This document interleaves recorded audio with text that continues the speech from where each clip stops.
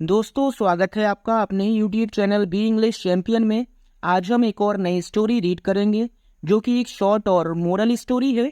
काफ़ी बेहतरीन स्टोरी है, जैसा कि इसका टाइटल है अ यूनिक एक्सपीरियंस, एक अनोखा अनुभव। अ यूनिक का मतलब है एक अनोखा और एक्सपीरियंस का मतलब है अनुभव। तो एक अनोखा अनुभव, ये स्टोरी डेफिनेटली आपके दिल को छू जाएगी। तो गाइज, मैं आपसे रिक्वेस्ट करूंगा कि आप वीडियो को पूरा देखें, जिससे आपको अच्छे से स्टोरी समझ में आए। और हमेशा की तरह मैं हर एक वर्ड का हिंदी ट्रांसलेशन और करेक्ट प्रोनाउंसिएशन आपको बताऊंगा, जिससे कि आपको बिल्कुल ज़ीरो लेवल से इंग्लिश को पढ़ना आ जाए। तो बिना देरी किए स्टोरी को स्टार्ट करते हैं। It was a cold and windy night. It was यानी थी, अ कोल्ड एक ठंडी, एंड विंडी और हवादार, और नाइट का मतलब होता है रात। एक ठंडी और हवादार रात थी, यानी एक ऐसी रात जिस रात शीतलहर चलती है। यानी कोल्ड को शीत कहते हैं और विंडी को हवा यानी लहर कह सकते हैं। तो इसलिए शीतलहर वाली एक रात थी। और यहाँ पर वॉज का यूज है, जो कि सिंपल पास्ट टेंस का सेंटेंस है, और इसमें इट का यूज किया है, जो कि समय या मौसम की जानकारी के लिए यूज किया जाता है और एज अ इंट्रोडक्टरी सब्जेक्ट होता है, यानी इसका कोई मीनिंग नहीं पढ़ेंगे हम। तो एक ठंडी और हवादार रात थी। माई फ्रेंड एंड आई, मेरा दोस्त और मैं, हैडमेट यानी मिले थे, आफ्टर अ लॉन्ग टाइम, लंबे समय के बाद। मेरा दोस्त और मैं लंबे समय के बाद मिले थे। इसमें हेड के बाद वर्ब की थर्ड फॉर्म का यूज किया है, जो कि पास्ट परफेक्ट का सेंटेंस है। एंड वर चैटिंग, और बात कर रहे थे। फॉर आवर्स यानी कई घंटों से, और कई घंटों से बात कर रहे थे। ये वर्ब के बाद वर्ब की आईएनजी का यूज किया है, जो कि पास्ट कॉन्टिन्यूस का सेंटेंस है। आगे देखते हैं। We did not notice the time passing by. We यानी हमने, डिड नॉट नोटिस यानी ध्यान नहीं दिया, द टाइम यानी समय का, पासिंग बाई यानी गुजरते हुए। हमने समय का गुजरते हुए ध्यान नहीं दिया, यानी कि हम अपनी बातों में इस तरीके से खोए हुए थे कि हमें पता ही नहीं लगा कि समय कितनी जल्दी गुजर गया। इसमें डिड नॉट का यूज है, जो कि पास्ट इंडेफिनिट का एक नेगेटिव सेंटेंस है। एंड सून, और जल्दी ही। इट वॉज क्लोज यानी इट वॉज यानी थे, क्लोज यानी लगभग। टू 10 का मतलब है 10 बजने वाले। इन द नाइट यानी रात में, यानी रात के, और जल्दी ही रात के 10 बजने वाले थे। वी डिसाइडेड, हमने फैसला किया। टू टेक यानी लेने का, एन ऑटो रिक्शा, हमने एक ऑटो रिक्शा लेने का फैसला किया। टू गो जाने के लिए, टू आर हाउस यानी अपने घर। तो हमने अपने घर जाने के लिए एक ऑटो रिक्शा लेने का फैसला किया। इसमें डिसाइड की सेकंड फॉर्म है, जिसको हम डिसाइडेड बोलेंगे, और वर्ब की सेकंड फॉर्म का यूज पास्ट इंडेफिनिट के अफर्मेटिव सेंटेंसेस में किया जाता है। आगे देखते हैं। It started. इट स्टार्टेड यानी होने लगी, और रेनिंग का मतलब होता है बारिश, और बारिश होने लगी। और यहाँ पर भी मौसम की जानकारी है, तो एज अ इंट्रोडक्टरी सब्जेक्ट यहाँ पर इट का यूज किया गया है, जिसका कोई मीनिंग नहीं पढ़ेंगे। यानी बारिश होने लगी वर्ब की सेकंड फॉर्म है, जिससे ये पास्ट का इंडेफिनिट सेंटेंस है। एंड वी, और हमने हरीड यानी जल्दी की। टू गेट का मतलब होता है लेने की, यानी घुसने की। इनटू एन ऑटो रिक्शा, और हमने जल्दी से एक ऑटो रिक्शा में घुसने की कोशिश की। एंड रीच, और पहुंचने की। आवर प्लेस यानी अपने घर, यानी अपनी जगह पर। हमने एक ऑटो रिक्शा में घुसने की जल्दी से कोशिश की और अपने घर पहुंचने की। नन यानी कोई नहीं, of the auto rickshaws. Stop यानी रुका।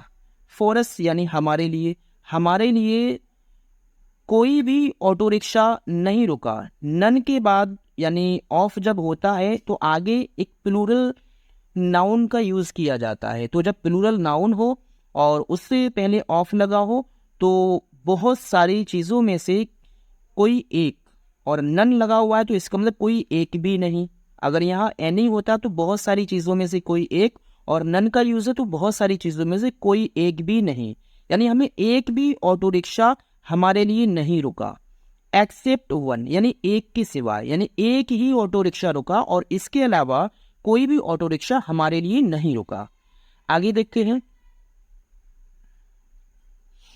द ड्राइवर आस्क्ड, ड्राइवर ने पूछा अस यानी हमसे, ड्राइवर ने हमसे पूछा, वेयर यानी कहाँ, वी वांटेड हम चाहते थे, टू गो यानी जाना, हम कहाँ जाना चाहते थे। ये भी वर्ब की सेकंड फॉर्म है, पास्ट इंडेफिनिट का सेंटेंस है। तो ड्राइवर ने हमसे पूछा कि हम कहाँ जाना चाहते थे, एंड वी और हमने टोल्ड बताया, द प्लेस यानी अपने घर का पता, यानी जिस जगह हम जाना चाहते थे तो हमने वो जगह बताई। ये भी टेल की सेकंड फॉर्म है, टोल्ड। तो हमने वो जगह बताई, विदाउट सेइंग यानी बिना कहे, एनीथिंग यानी कुछ भी, अबाउट द फेयर यानी किराए के बारे में, किराए के बारे में कुछ भी कहे बिना, यानी हमने ये पूछा ही नहीं कि कितना किराया है।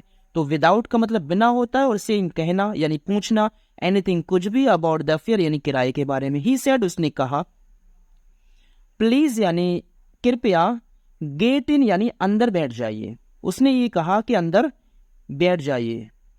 वी थैंक्ड हमने शुक्रिया अदा किया यानी धन्यवाद किया, हिम उसका, हमने उसका धन्यवाद किया, एंड गॉट इन और अंदर बैठ गए। गॉट इन का यूज किसी भी बंद चीज के अंदर बैठने के लिए किया जाता है, और यहाँ गॉट का यूज है जो कि वर्ब की सेकंड फॉर्म है, तो पास्ट इंडेफिनिट का सेंटेंस है, और हम उसमें बैठ गए।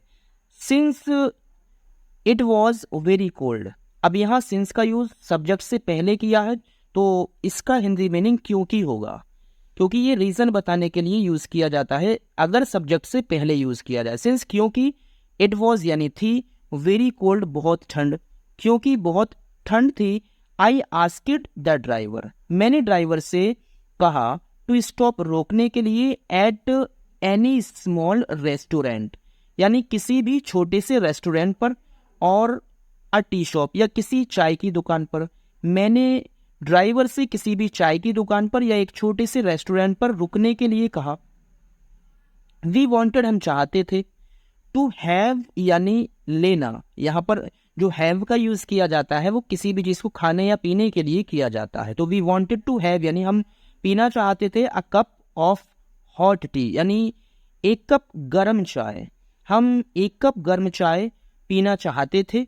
ये भी वर्ब की सेकंड फॉर्म है। द ड्राइवर स्टॉप्ड और ड्राइवर ने ऑटो को रोक लिया। नियर का मतलब है पास में, अ स्मॉल रेस्टोरेंट यानी एक छोटे से रेस्टोरेंट के पास में ड्राइवर ने ऑटो को रोक लिया। आगे देखते हैं।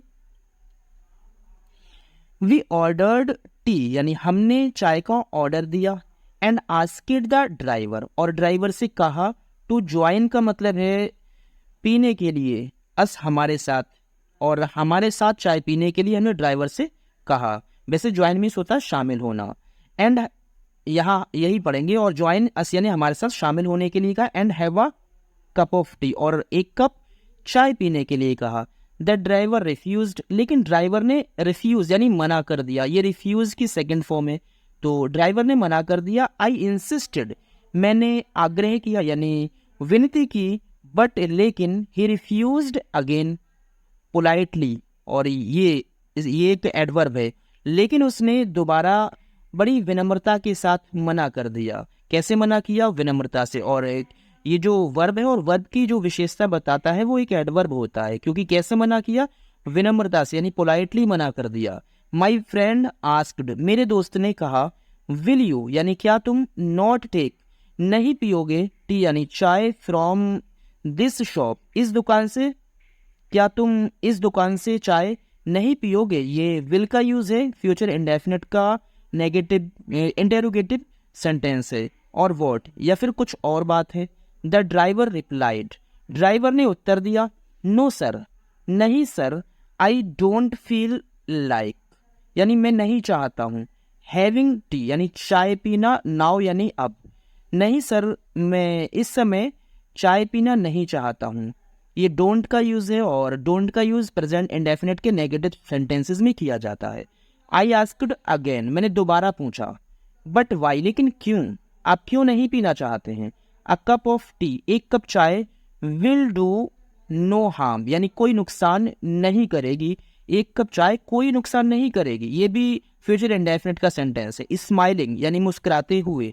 द ड्राइवर रिप्लाइड ड्राइवर ने जवाब दिया, थैंक यू सर धन्यवाद, बट आई एम सॉरी लेकिन मैं चाय नहीं पीना चाहता हूँ। यानी आई एम सॉरी का मतलब होता है मुझे खेद है कि मैं आपसे मुझे मना करना पड़ रहा है, मैं आपके साथ चाय नहीं पीना चाहता हूँ, तो इसके लिए मुझे खेद है।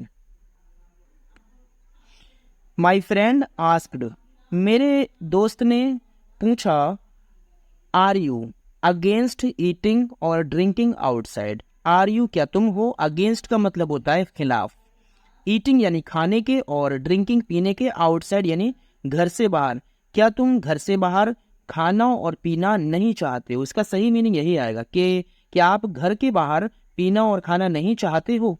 ये सिंपल प्रेजेंट का सेंटेंस है। द ड्राइवर सेड, ड्राइवर ने कहा, नो ऐसी बात नहीं है। I was really surprised at his behaviour.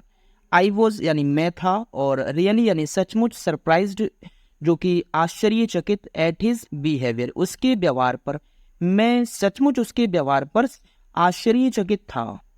And यानी और, आस्क्ड माई फ्रेंड और नॉट टू कंपील हिम, और आस्क्ड यानी कहा माई फ्रेंड अपने दोस्त से, नॉट यानी नहीं, टू कंपील का मतलब होता है विवश करना यानी मजबूर करना, हिम यानी उसको, और मैंने अपने दोस्त से कहा कि आप उसको ज्यादा मजबूर मत करिए।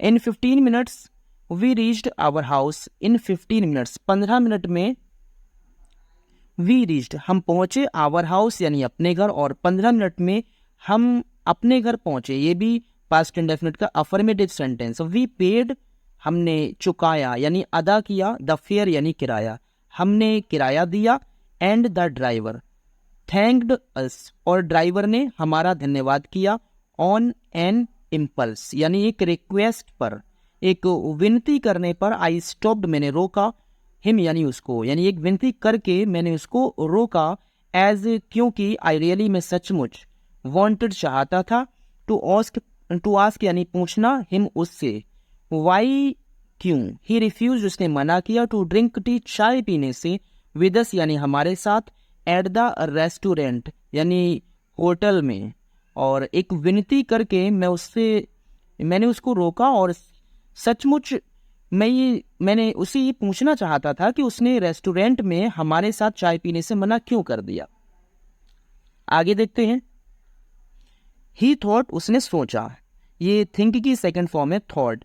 फॉर अ मोमेंट का मतलब होता है एक पल के लिए, एंड रिप्लाइड और जवाब दिया, उसने एक पल के लिए सोचा और जवाब दिया, सर श्रीमान, माई सन मेरा बेटा, पास्ड अवे यानी मर गया, मेरा बेटा मर गया। जब कोई मर जाता है तो उसके लिए पास अवे का यूज करते हैं यानी पास्ड अवे, मेरा बेटा मर गया, दिस नून यानी इस दोपहर को, आज के दिन जो दोपहर का समय था तो उस समय मेरा बेटा मर गया था, इन एन एक्सीडेंट एक दुर्घटना में।